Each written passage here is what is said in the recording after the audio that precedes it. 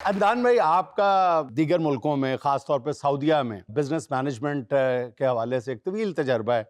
अब तो आप बाकायदा एक सर्टिफाइड प्रोफेशनल कंसल्टेंट हैं बिजनेस और ह्यूमन रिसोर्स मैनेजमेंट के हवाले से, बहुत ही मोतबर नाम है। आपसे बेहतर कौन इस सवाल का जवाब दे सकता है कि मैट्रिक के बाद जो है ये नौजवानों को कैसे बताया जाए कि कौन करेगा उनकी काउंसलिंग के जी मोबाइल के अलावा भी दुनिया है। जी, बहुत शुक्रिया जुनैद भाई। देखिए, आम ना आमतौर पे जो हमारी यूथ है वो, जैसे आपने कहा कि मोबाइल में गुम हो जाते हैं, हाँ। तो मोबाइल ही तरीका है अवेयरनेस फैलाने का। अब वो मोबाइल के जो शॉर्ट्स बने, मीम्स बने, वो ऐसे भी बनने चाहिए कि जहाँ पे उनको समझ आए कि हमने करना क्या है। अच्छा अदनान साहब, आप बिजनेस कंसल्टेंसी का बहुत बड़ा नाम है, इसलिए मैं आपसे ये बात पूछना चाहती हूँ कि जो लोग तो कामयाब हो जाते हैं, बिजनेसमैन बड़े सबको नजर आते हैं, और बहुत सारे ऐसे होते हैं जो नाकाम हो जाते हैं, उनके लिए आप क्या एडवाइस करेंगे? दो चार हो लाइनों जाते में। हैं वो, कहीं नजर ही नहीं आते। हाँ। उनको उनको कैसे आप क्या कहेंगे? अच्छा, ये जो है ना वो जो एप्लीकेबल है। नाकाम हो चुके वो तो हो चुके, जी जी। चले उनको भी आप उठाने की कोशिश करें, लेकिन जो नाकाम होने जा रहे हैं हाँ। उनको आप उस नाकामी के कुएं में गिरने से कैसे बचा सकते हैं?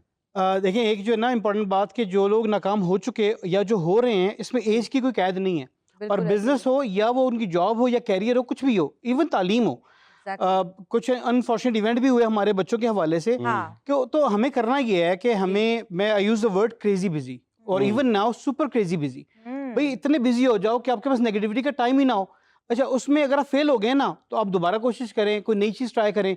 मुझे 4 साल हुए किताब लिखते हुए। हाँ। तो और ये कोई 10-12 साल पहले मैंने शुरू कर दी थी, और अभी भी उसमें कुछ 7 टाइटल हैं। तो ख्याल ये आया कि यार 7 टाइटल अच्छा, हैं। मैं अपने व्यूअर्स को बताता चलूं कि अदनान भाई ने एक बड़ी जबरदस्त किताब लिखी हुई है, happiness a way of life. तो ये 300-400 सफ़ात पर मुश्तमिल किताब है। हालांकि हैप्पीनेस, खुशी जो है, ये इतनी मोटी किताब लिखने की बजाय अदनान भाई अगर एक जुमला लिख देते, शादी ना करना यारो, तो भी बात बन जाती। मेरी दुआएं सर। आपकी इसीलिए, और फिर भी आपने ये किताब लिखी है, खुशी कैसे? बेगमात के लिए लिखी है। अच्छा, खुश रहा बात करें। के लिए लिखी है। नहीं तो आप अच्छा। खुश हैं अब? दो के बाद वो खुश हैं जिनके लिए किताब लिखी है। मैं भी किताब लिख ली है ना, अब खुद भी पढ़ूंगा, फिर अप्लाई करूंगा, तो फिर मैं भी खुश हो जाऊंगा इंशाल्लाह। अच्छा, आप किताब पे बात कर रहे थे कि जब ये किताब लिख रहे थे आप, जी, तो टाइटल 7-8 थे, उसमें से फिर ख्याल आया कि कम से कम कोई एक तो निकलनी चाहिए ना, कंप्लीट तो हो ना, प्रोजेक्ट तो आधे अधूरे रह जाते हैं। तो वो जो आपने फेलियर की बात की, जी। आधी चीजें रह जाती हैं, हम फेल हो जाते हैं, फिर हम हाँ। सोचते हैं छोड़ो यार क्या करना। हाँ। फिर हम बड़ा बिल्कुल गुमनाम हो जाते हैं। तो कोशिश करनी है, कोई एक चीज पकड़ें, कंप्लीट करें, फिर कुछ दूसरी चीज पकड़ लें। अगर फेल भी होंगे ना, तो कम से कम आपको पता है कि यार मैंने कुछ मुकम्मल तो किया। मैं समझ नहीं पाया आपकी बात कि कारोबार नाकामी की तरफ जा रहा है, तो जी। क्या किया जाए? आप कह रहे हैं कोई एक चीज ठीक कर लीजिए। अच्छा, उसमें ना बड़ा एक कीवर्ड है, I would say not competition, collaboration. अब कोलैबोरेट करें दोस्तों के साथ। देखिए अच्छा। कौन किसके साथ कर सकते हैं। सो मेरे वालिद साहब ने रेस्टोरेंट बनाया था सऊदी अरब में, और वो समहाउ फेल हो गया।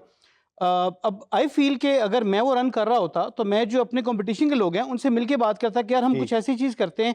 अब सोशल मीडिया का दौर है, तो आप कैंपेन्स रन कर सकते हैं मिलके, ठीक है। कोई एक चीज़ तुम कर लो, कोई एक चीज़ मैं कर लूँ, बहुत कुछ हो सकता है, लेकिन हम कोशिश करें, क्रिएटिव होना ज़रूरी है।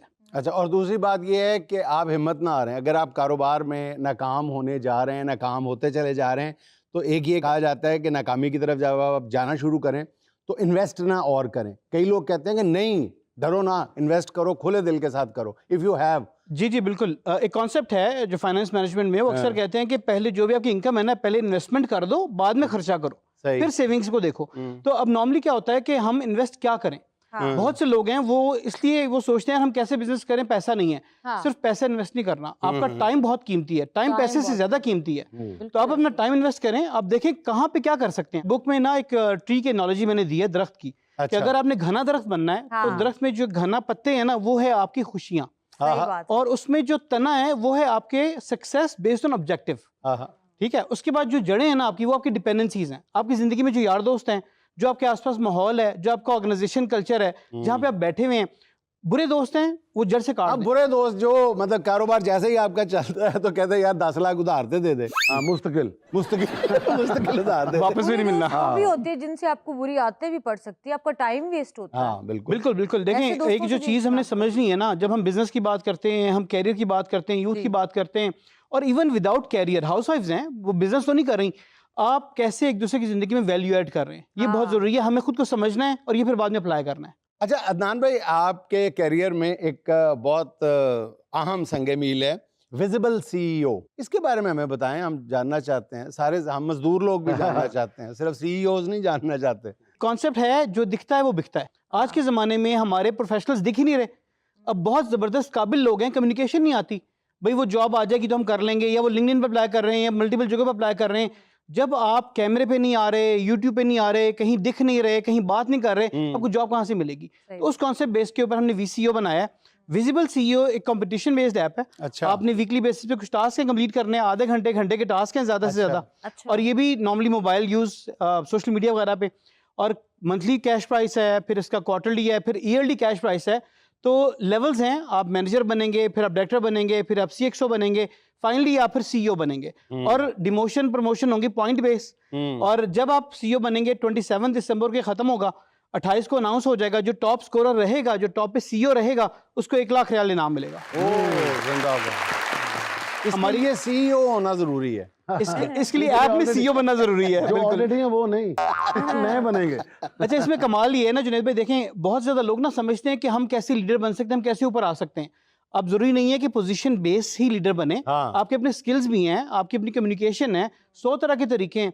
जो बंदा यहाँ पे सेट डिजाइन कर रहा है वो अपनी फील्ड में माहिर है, मैं नहीं कर सकता उस तरह, तो वो भी लीडर है। अच्छा अदनान साहब, मेरा आपसे बड़ा सिंपल सा सवाल है कि हमारे बहुत सारे नौजवान हैं जो 35-40 लाख रुपए लगा के और डंकियां लगा के बाहर जा रहे हैं।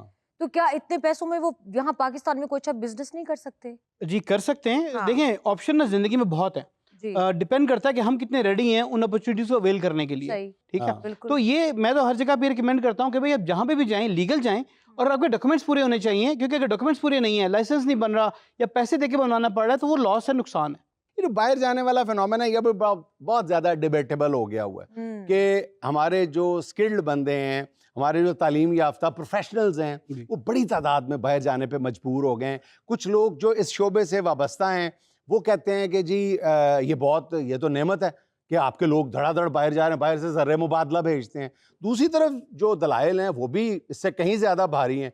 वो कहते हैं बाबा आपका जो प्रोफेशनल माइंड है वो इस बिल्कुल। तेज़ी से बाहर जा रहा है, आपका मुल्क भांज होता जा रहा है, और आपके मुल्क से ट्रेंड होने वाले, आपके मुल्क में रह के तालीम हासिल करने वाले, प्रोफेशनल बनने वाले बाहर के मुल्कों को जाके सर्व कर रहे हैं। बेशक वो पैसे भेज रहे हैं, तो ये हाँ। ब्रेन ड्रेन है। कोई कहता नहीं जी ब्रेन ड्रेन क्या होता है, पैसे आने चाहिए, मुल्क में पैसे आ रहे हैं। आप किस नुक्ता नज़र के हामी हैं? मैं इस चीज़ को ऐसे देखता हूँ कि एक तो आपका रिस्क तो है ही है, जो आपको जहाँ मर्जी ले जाए।